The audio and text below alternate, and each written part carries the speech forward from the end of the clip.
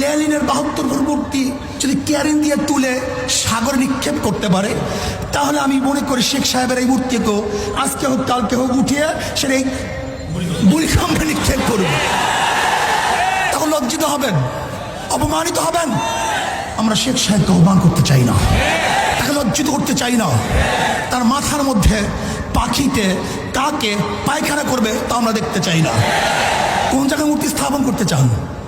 দুই পাশে মসজিদ, ডানেও মসজিদ বামেও মসজিদ।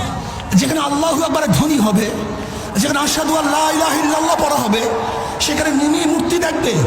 এটা আমরা